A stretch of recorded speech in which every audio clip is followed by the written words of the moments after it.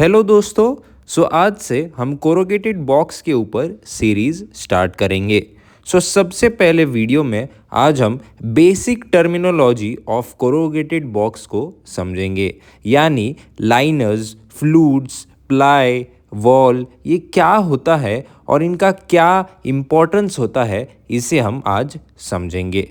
तो चलिए वीडियो को स्टार्ट करते हैं और इस टॉपिक को हम डिटेल में समझते हैं।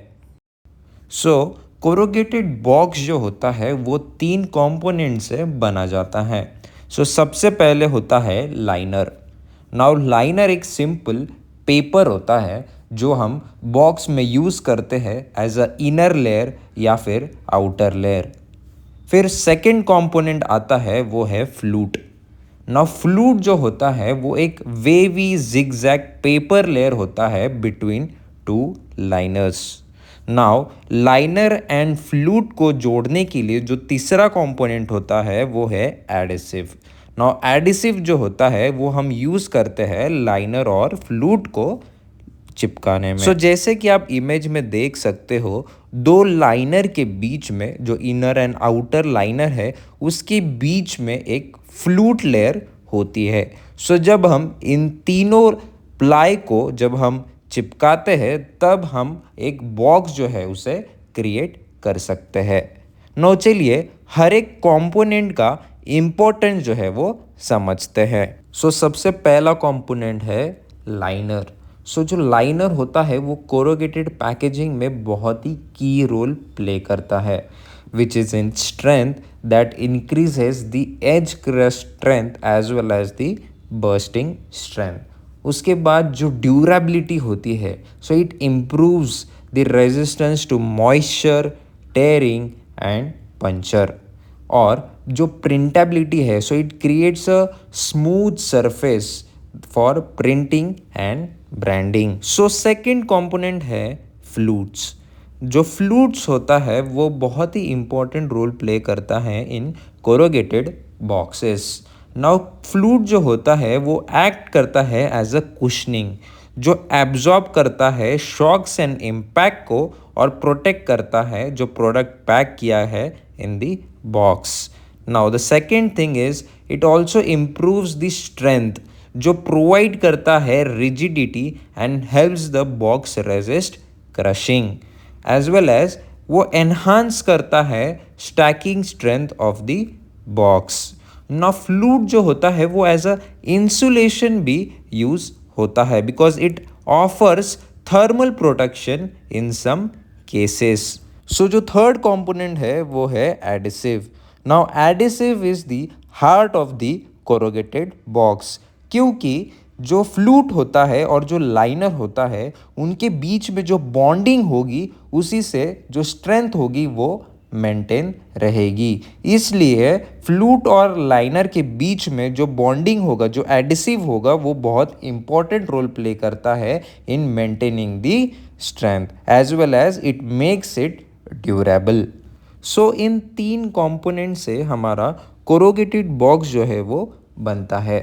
नाउ अभी हम समझेंगे ये प्लाई और वॉल क्या होता है। आपने कोरोगेटेड इंडस्ट्रीज़ में या पैकेजिंग इंडस्ट्रीज़ में सुना होगा 3 प्लाई, 5 प्लाई, 7 प्लाई। ये टर्मिनोलॉजी क्या होता है इसे हम समझेंगे। चलिए सबसे पहले हम प्लाई को समझते हैं। जब आप एक लाइनर और एक फ्लूट को चिपकाते हैं तब उसे 2 प्लाई कहा जाता है। इसका बेस्ट एग्जाम्पल आपने देखा होगा, जो आपके मर्क्यूरी बल्ब्स होते हैं जो हम यूज़ करते हैं इन होम्स, उसका जो पैकेजिंग होता है वो 2 प्लाई में किया जाता है। उसके बाद जब हम 2 लाइनर और एक फ्लूट यूज़ करते हैं तब उसे 3 प्लाई कहा जाता है, यानी दोनों लाइनर के बीच में जब अब एक फ्लूट रहेगी तब उसे 3 प्लाई कहा जाता है।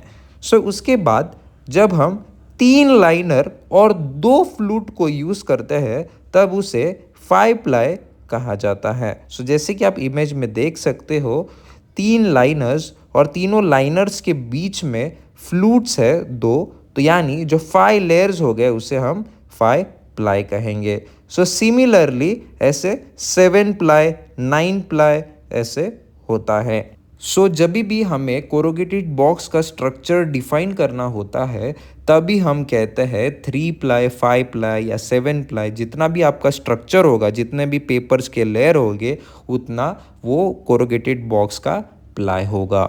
नाउ कुछ कुछ इंडस्ट्रीज़ के अंदर फेस और वॉल का नॉमेनक्लेचर यूज़ किया जाता है फॉर द कोरोगेटेड बोर्ड। सो जैसे कि आप देख सकते हो 2 प्लाई को हम कहते हैं सिंगल फेस बोर्ड। जो आपका 3 प्लाई का बोर्ड है उसे हम कहेंगे सिंगल वॉल बोर्ड। जो आपका 5 प्लाई का बोर्ड है उसे हम कहेंगे डबल वॉल बोर्ड। और जो आपका 7 प्लाई का बोर्ड है उसे हम कहते हैं in terms of wall which is triple wall board. But generally corrugated industries के अंदर हम कोरोगेटेड बॉक्स का स्ट्रक्चर जो होता है उसे डिफाइन करते हैं इन प्लाई।